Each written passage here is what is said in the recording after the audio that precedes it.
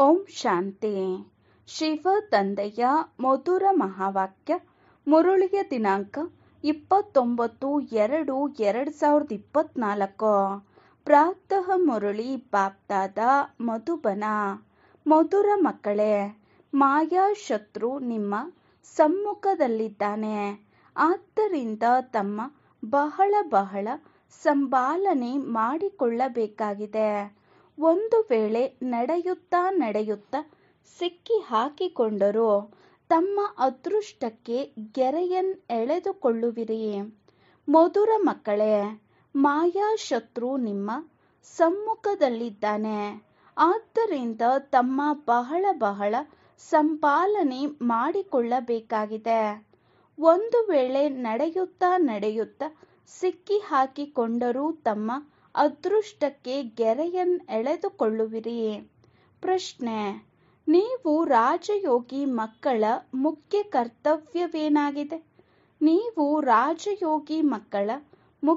ಕರ್ತವ್ಯವೇನಾಗಿದೆ? ಉತ್ತರ: ಓದುವುದು ಮತ್ತು ಓದಿಸುವುದೇ ನಿಮ್ಮ ಮುಖ್ಯ ಕರ್ತವ್ಯವಾಗಿದೆ. ನೀವು ಈಶ್ವರೀಯ ಮತದ ಮೇಲಿದ್ದೀರಿ. ನೀವೇನು ಕಾಡಿಗೆ ಹೋಗಬೇಕಾಗಿಲ್ಲ. ಗೃಹಸ್ಥದಲ್ಲಿರುತ್ತಾ ಶಾಂತಿಯಲ್ಲಿ ಕುಳಿತು ತಂದೆಯನ್ನು ನೆನಪು ಮಾಡಬೇಕಾಗಿದೆ. ತಂದೆ ಮತ್ತು ಆಸ್ತಿ ಇವೆರಡೇ ಶಬ್ದಗಳಲ್ಲಿ ನಿಮ್ಮ ವಿದ್ಯೆಯೆಲ್ಲವೂ ಬಂದು ಬಿಡುತ್ತದೆ. ಓಂ ಶಾಂತಿ. ಮಕ್ಕಳೇ, ಗುಡ್ ಮಾರ್ನಿಂಗ್ ಎಂದು ತಂದೆಯೂ ಸಹ ಬ್ರಹ್ಮಾರವರ ಮೂಲಕ ಹೇಳುತ್ತಾರೆ. ಆದರೆ ಮಕ್ಕಳು ಪ್ರತ್ಯುತ್ತರ ನೀಡಬೇಕಾಗಿದೆ. ಇಲ್ಲಿ ತಂದೆ ಮತ್ತು ಮಕ್ಕಳ ಸಂಬಂಧವೇ ಆಗಿದೆ. ಹೊಸಬರು ಎಲ್ಲಿಯವರೆಗೆ ಪಕ್ಕಾ ಆಗುವುದಿಲ್ಲವೋ ಅಲ್ಲಿಯವರೆಗೆ ಏನಾದರೊಂದು ಕೇಳುತ್ತಿರುತ್ತಾರೆ. ಇದು ವಿದ್ಯೆಯಾಗಿದೆ. ಭಗವಾನುವಾಚವೆಂದು ಬರೆಯಲಾಗಿದೆ. ಭಗವಂತನು ನಿರಾಕಾರರಾಗಿದ್ದಾರೆ. ಯಾರಿಗೆ ಬೇಕಾದರೂ ತಿಳಿಸುವುದಕ್ಕಾಗಿ ಇದನ್ನು ತಂದೆಯು ಬಹಳ ಚೆನ್ನಾಗಿ ಪಕ್ಕಾ ಮಾಡಿಸುತ್ತಾರೆ. ಏಕೆಂದರೆ ಅಲ್ಲಿ ಮಾಯೆಯ ಪ್ರಭಾವವಿದೆ. ಇಲ್ಲಿ ಆ ಮಾತಿಲ್ಲ. ತಂದೆಯು ತಿಳಿಸುತ್ತಾರೆ, ಯಾರು ಕಲ್ಪದ ಹಿಂದೆ ಆಸ್ತಿಯನ್ನು ತೆಗೆದುಕೊಂಡಿದ್ದಾರೆಯೋ ಅವರು ತಾವಾಗಿಯೇ ಬಂದು ಬಿಡುತ್ತಾರೆ. ಅವರು ಹೋಗದಿರಲೆಂದು ಹಿಡಿದುಕೊಳ್ಳುವುದಲ್ಲ. ಹೋಗುವಂತಿದ್ದರೆ ಹೋಗಲಿ. ಇಲ್ಲಂತೂ ಜೀವಿಸಿದ್ದಂತೆಯೇ ಸಾಯುವ ಮಾತಾಗಿದೆ. ತಂದೆಯು ದತ್ತು ಮಾಡಿಕೊಳ್ಳುತ್ತಾರೆ. ಏನಾದರೂ ಆಸ್ತಿಯನ್ನು ಕೊಡುವುದಕ್ಕಾಗಿಯೇ ದತ್ತು ಮಾಡಿಕೊಳ್ಳಲಾಗುತ್ತದೆ. ಮಕ್ಕಳು ತಂದೆ ತಾಯಿಯ ಬಳಿ ಆಸ್ತಿಯ ಆಸೆಯಿಂದಲೇ ಬರುತ್ತಾರೆ. ಸಾಹುಕಾರರ ಮಗು ಬಡವರ ಬಳಿ ಎಂದಿಗೂ ದತ್ತುವಾಗುವುದಿಲ್ಲ. ಇಷ್ಟೊಂದು ಹಣ, ಅಧಿಕಾರ ಎಲ್ಲವನ್ನು ಬಿಟ್ಟು ಹೇಗೆ ಹೋಗುತ್ತಾರೆ? ಸಾಹುಕಾರರೇ ದತ್ತು ಮಾಡಿಕೊಳ್ಳುತ್ತಾರೆ. ಈಗ ನೀವು ತಿಳಿದುಕೊಂಡಿದ್ದೀರಿ, ತಂದೆಯು ನಮಗೆ ಸ್ವರ್ಗದ ರಾಜ್ಯಭಾಗ್ಯವನ್ನು ಕೊಡುತ್ತಾರೆ. ಅಂದ ಮೇಲೆ ಅವರ ಮಕ್ಕಳೇಕೆ ಆಗಬಾರದು?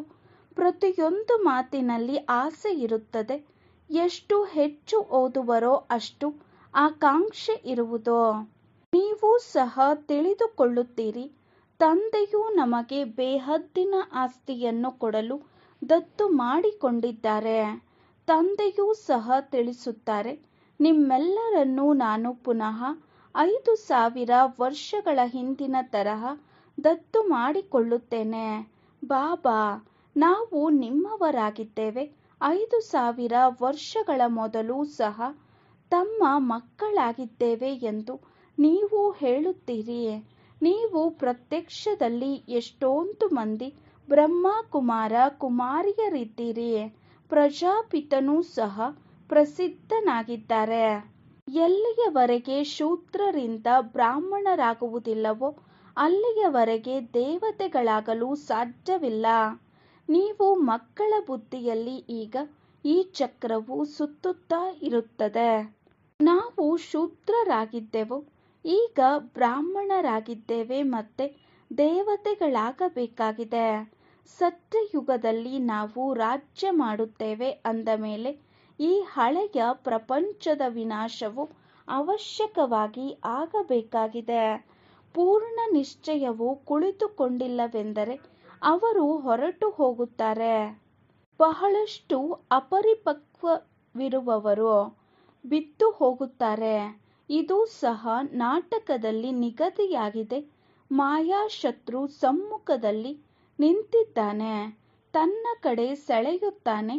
ತಂದೆಯು ಮಕ್ಕಳೇ, ಮಾಯೆಗೆ ಸಿಕ್ಕಿ ಹಾಕಿಕೊಳ್ಳಬೇಡಿ, ಇಲ್ಲವಾದರೆ ತಮ್ಮ ಅದೃಷ್ಟಕ್ಕೆ ಅಡ್ಡಗೆರೆಯನ್ನೆಳೆದುಕೊಳ್ಳುತ್ತೀರಿ ಎಂದು ಮತ್ತೆ ಮತ್ತೆ ಪಕ್ಕಾ ಮಾಡಿಸುತ್ತಾರೆ.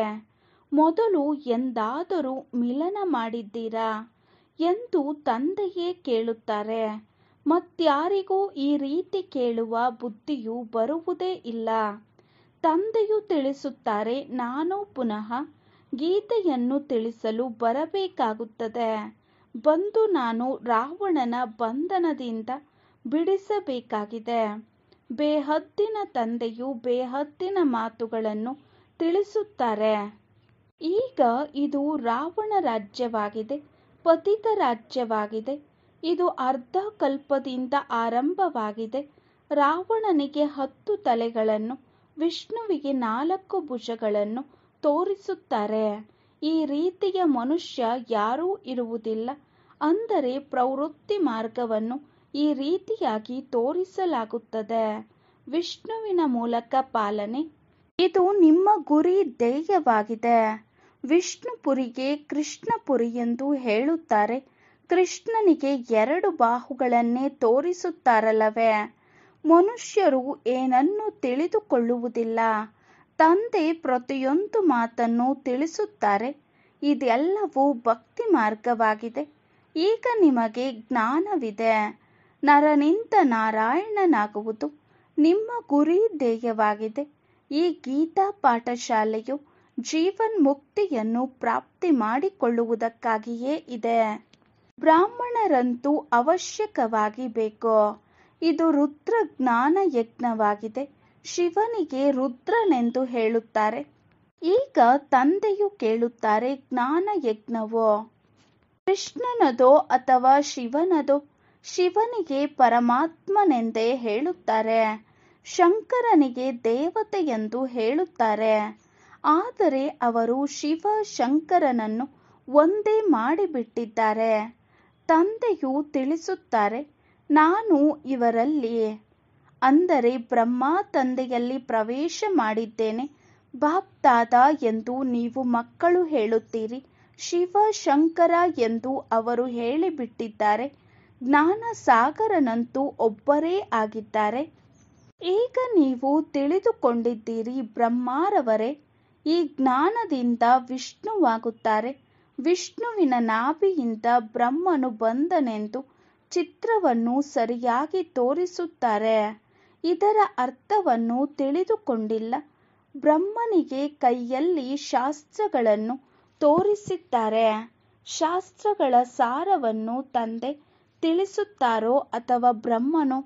ಈ ಬ್ರಹ್ಮರವರು ಸಹ ಮಾಸ್ಟರ್ ಜ್ಞಾನ ಸಾಗರನಾಗುತ್ತಾನೆ. ಉಳಿದಂತೆ ಯಾವ ಇಷ್ಟೆಲ್ಲ ಚಿತ್ರಗಳನ್ನು ಮಾಡಿದ್ದಾರೆ, ಅದು ಯಾವುದೂ ಯಥಾರ್ಥವಾಗಿಲ್ಲ. ಅವೆಲ್ಲವೂ ಭಕ್ತಿ ಮಾರ್ಗದ್ದಾಗಿದೆ. 8-10 ಭುಜಗಳ ಮನುಷ್ಯರು ಯಾರೂ ಇಲ್ಲ. ಪ್ರವೃತ್ತಿ ಮಾರ್ಗವನ್ನು ಈ ರೀತಿಯಾಗಿ ತೋರಿಸಿದ್ದಾರೆ. ರಾವಣನ ಅರ್ಥವನ್ನು ತಿಳಿಸುತ್ತಾರೆ. ಅರ್ಧಕಲ್ಪ ರಾವಣ ರಾಜ್ಯ ರಾತ್ರಿಯಾಗಿದೆ, ಅರ್ಧಕಲ್ಪ ರಾಮರಾಜ್ಯ ದಿನವಾಗಿದೆ. ಪ್ರತಿಯೊಂದು ಮಾತನ್ನು ತಂದೆಯು ತಿಳಿಸುತ್ತಾರೆ. ನೀವೆಲ್ಲರೂ ಒಬ್ಬ ತಂದೆಯ ಮಕ್ಕಳಾಗಿದ್ದೀರಿ. ತಂದೆಯು ಬ್ರಹ್ಮರವರ ಮೂಲಕ ವಿಷ್ಣುಪುರಿಯ ಸ್ಥಾಪನೆ ಮಾಡುತ್ತಾರೆ ಮತ್ತು ನಿಮಗೆ ರಾಜಯೋಗವನ್ನು ಕಲಿಸುತ್ತಾರೆ. ಅವಶ್ಯಕವಾಗಿ ಸಂಗಮ ಯುಗದಲ್ಲಿಯೇ ರಾಜಯೋಗವನ್ನು ಕಲಿಸುತ್ತಾರೆ. ದ್ವಾಪರ ಯುಗದಲ್ಲಿ ಗೀತೆಯನ್ನು ತಿಳಿಸಿದರೆಂಬುದು ತಪ್ಪಾಗಿ ಬಿಡುತ್ತದೆ. ತಂದೆಯು ಸತ್ಯವನ್ನು ತಿಳಿಸುತ್ತಾರೆ. ಅನೇಕರಿಗೆ ಬ್ರಹ್ಮ ಮತ್ತು ಕೃಷ್ಣನ ಸಾಕ್ಷಾತ್ಕಾರವಾಗುತ್ತದೆ. ಬ್ರಹ್ಮನನ್ನು ಶ್ವೇತ ವಸ್ತ್ರಧಾರಿಯಾಗಿಯೇ ನೋಡುತ್ತಾರೆ. ಶಿವ ತಂದೆಯಂತೂ ಬಿಂದುವಾಗಿದ್ದಾರೆ. ಬಿಂದುವಿನ ಸಾಕ್ಷಾತ್ಕಾರದಿಂದ ಏನನ್ನೂ ತಿಳಿದುಕೊಳ್ಳಲು ಸಾಧ್ಯವಿಲ್ಲ. ನಾವು ಆತ್ಮಗಳಾಗಿದ್ದೇವೆ ಎಂದು ನೀವು ಹೇಳುತ್ತೀರಿ. ಈಗ ಆತ್ಮವನ್ನು ಯಾರು ನೋಡಿದ್ದಾರೆ? ಯಾರೂ ಇಲ್ಲ.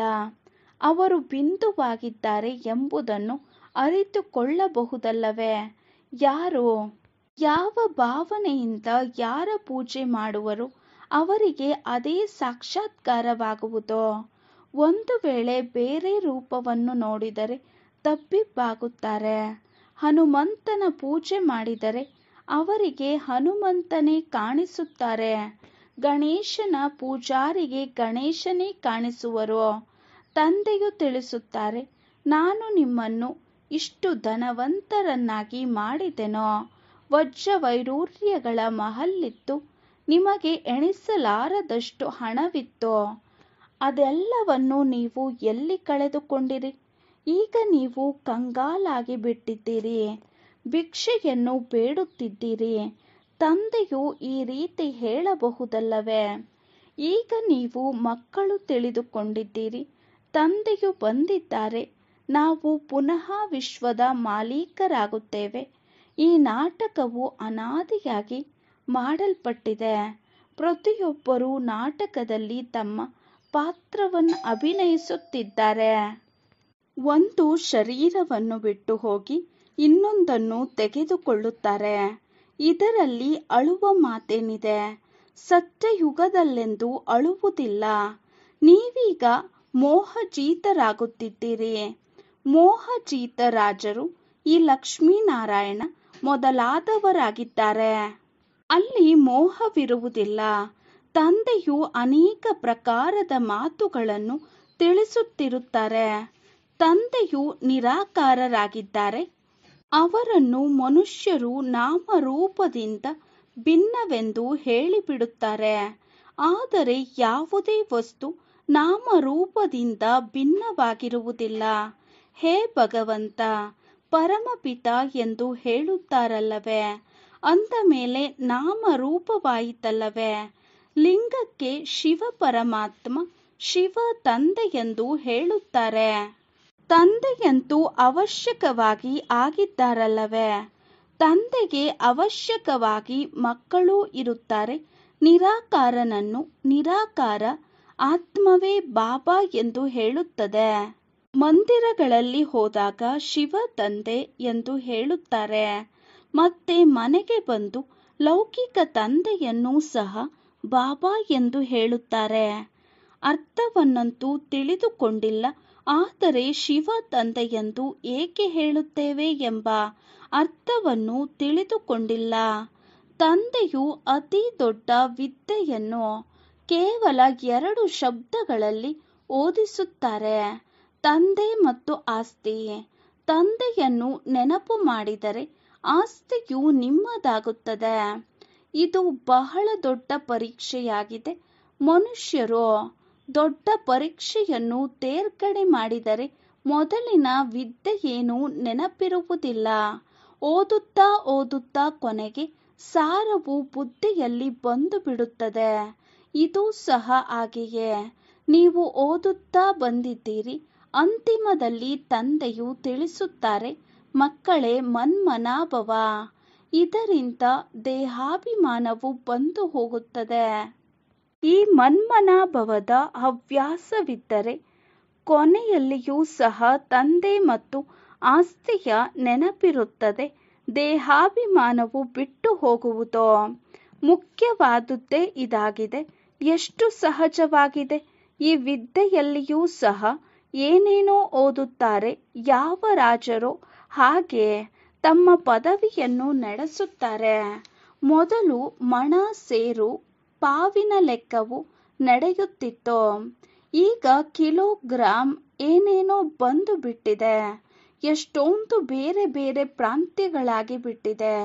ದೆಹಲಿಯಲ್ಲಿ ಯಾವ ವಸ್ತುವು ರೂಪಾಯಿಗೆ 1 ಸೇರು ಸಿಗುವುದೋ ಅದು ಬಾಂಬೆಯಲ್ಲಿ 2 ರೂಪಾಯಿಗಳು. ಏಕೆಂದರೆ ಪ್ರಾಂತ್ಯವು ಬೇರೆ ಬೇರೆಯಾಗಿದೆ. ನಾವು ನಮ್ಮ ಪ್ರಾಂತ್ಯವನ್ನು ಹಸಿವಿನಿಂದ ಇರಿಸಲು ಸಾಧ್ಯವೇ ಎಂದು ಪ್ರತಿಯೊಬ್ಬರೂ ತಿಳಿಯುತ್ತಾರೆ.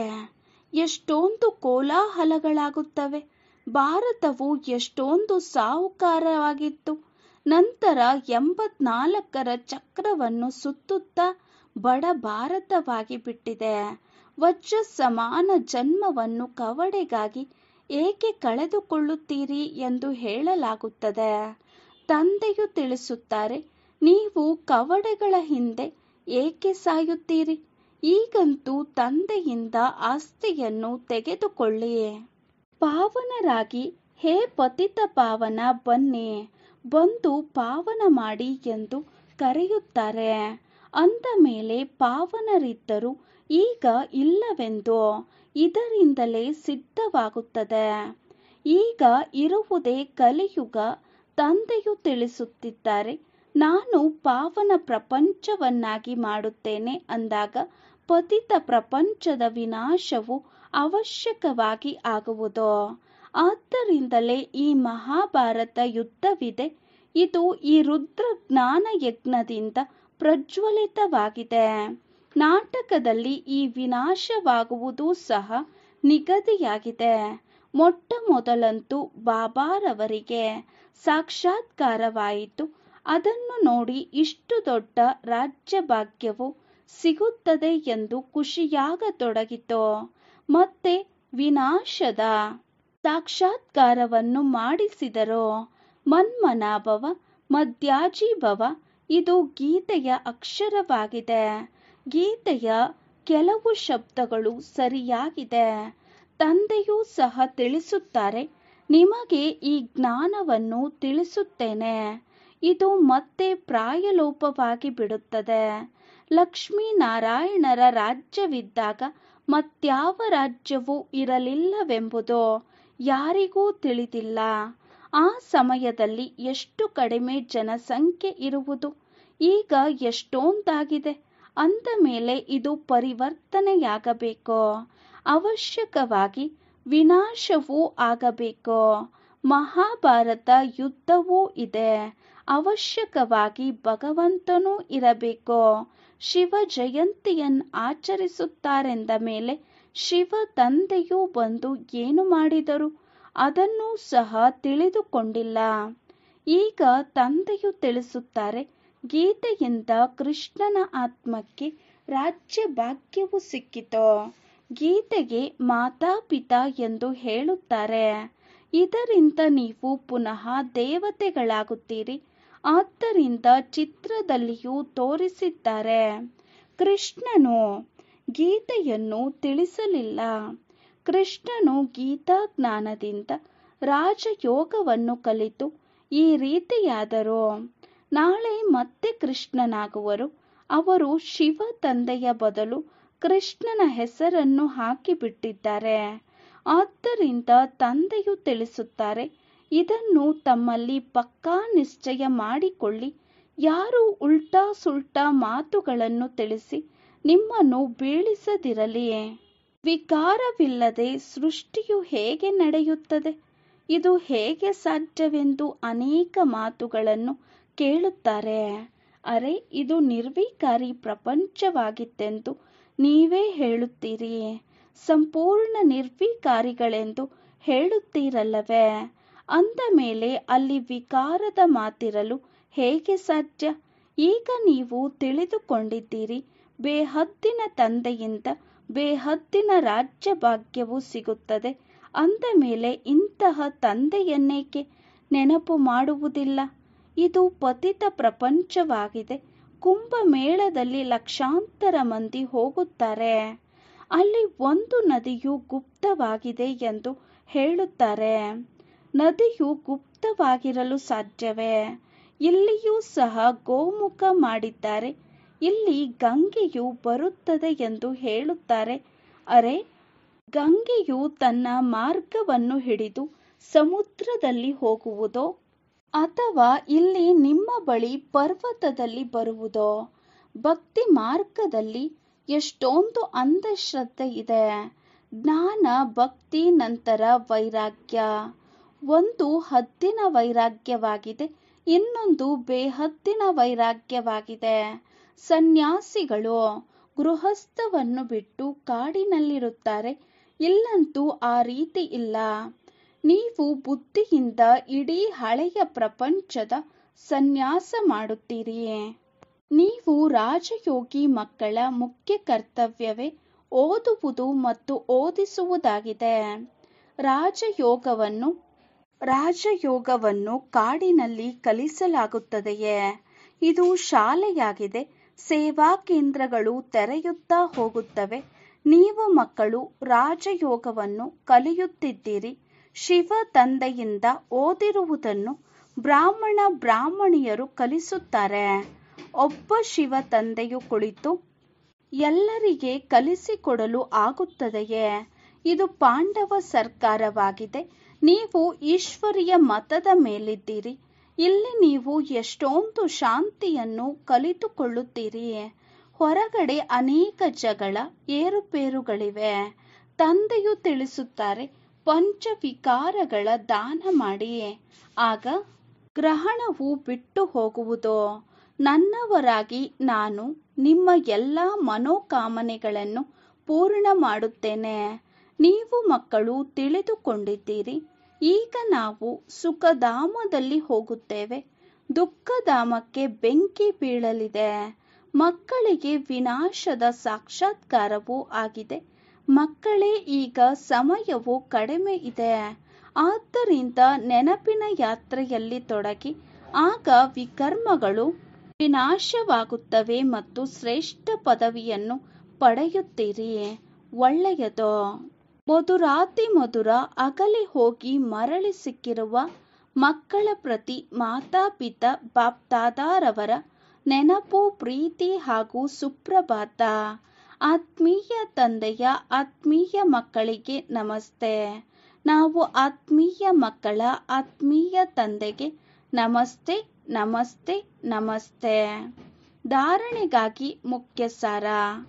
ಫಸ್ಟ್ ಪಾಯಿಂಟ್, ತಂದೆಯ ಆಸ್ತಿಯ ಪೂರ್ಣ ಅಧಿಕಾರವನ್ನು ಪಡೆಯಲು ಜೀವಿಸಿದ್ದಂತೆಯೇ ಸಾಯಬೇಕಾಗಿದೆ. ತಂದೆಗೆ ದತ್ತು ಮಗುವಾಗಬೇಕಾಗಿದೆ ಎಂದೂ ತಮ್ಮ ಶ್ರೇಷ್ಠ ಅದೃಷ್ಟಕ್ಕೆ ಗೆರೆಯನ್ನೆಳೆದುಕೊಳ್ಳಬಾರದು. ಸೆಕೆಂಡ್ ಪಾಯಿಂಟ್, ಯಾವುದೇ ಉಲ್ಟಾ ಸುಲ್ಟಾ ಮಾತುಗಳನ್ನು ಕೇಳಿ ಸಂಶಯದಲ್ಲಿ ಬರಬಾರದು. ನಿಶ್ಚಯವು ಸ್ವಲ್ಪವೂ ಅಲುಗಾಡದಿರಲಿ. ಈ ದುಃಖಧಾಮಕ್ಕೆ ಬೆಂಕಿ ಬೀಳಲಿದೆ. ಆದ್ದರಿಂದ ಇದರಿಂದ ತಮ್ಮ ಬುದ್ಧಿಯೋಗವನ್ನು ತೆಗೆಯಬೇಕಾಗಿದೆ. ವರದಾನ: ಸಮಯ ಪ್ರಮಾಣ ತಮ್ಮ ಭಾಗ್ಯದ ಸ್ಮರಣೆ ಮಾಡುತ್ತಾ ಖುಷಿ ಮತ್ತು ಪ್ರಾಪ್ತಿಗಳಿಂದ ಸಂಪನ್ನರಾಗುವಂತಹ ಸ್ಮೃತಿ ಸ್ವರೂಪರಾಗಿಯೇ. ಸಮಯ ಪ್ರಮಾಣ ತಮ್ಮ ಭಾಗ್ಯದ ಸ್ಮರಣೆ ಮಾಡುತ್ತಾ ಖುಷಿ ಮತ್ತು ಪ್ರಾಪ್ತಿಗಳಿಂದ ಸಂಪನ್ನರಾಗುವಂತಹ ಸ್ಮೃತಿ ಸ್ವರೂಪರಾಗಿಯೇ. ವಿವರಣೆ: ಭಕ್ತಿಯಲ್ಲಿ ನೀವು ಸ್ಮೃತಿ ಸ್ವರೂಪ ಆತ್ಮರುಗಳ ನೆನಪಾರ್ಥ ರೂಪದಲ್ಲಿ ಭಕ್ತರು. ಇಲ್ಲಿಯವರೆಗೆ ನಿಮ್ಮ ಪ್ರತಿ ಕರ್ಮದ ವಿಶೇಷತೆಯ ಸ್ಮರಣೆ ಮಾಡುತ್ತಾ ಅಲೌಕಿಕ ಅನುಭವಗಳಲ್ಲಿ ಮುಳುಗಿ ಹೋಗುವರು. ಆದ್ದರಿಂದ ನಿಮ್ಮ ಪ್ರಾಕ್ಟಿಕಲ್ ಜೀವನದಲ್ಲಿ ಎಷ್ಟೊಂದು ಅನುಭವ ಪ್ರಾಪ್ತಿ ಮಾಡಿರಬಹುದೋ. ಕೇವಲ ಎಂತಹ ಸಮಯ, ಎಂತಹ ಕರ್ಮ, ಅಂತಹ ಸ್ವರೂಪದ ಸ್ಮೃತಿ ಎಮರ್ಜ್ ರೂಪದಲ್ಲಿ ಅನುಭವ ಮಾಡಿ.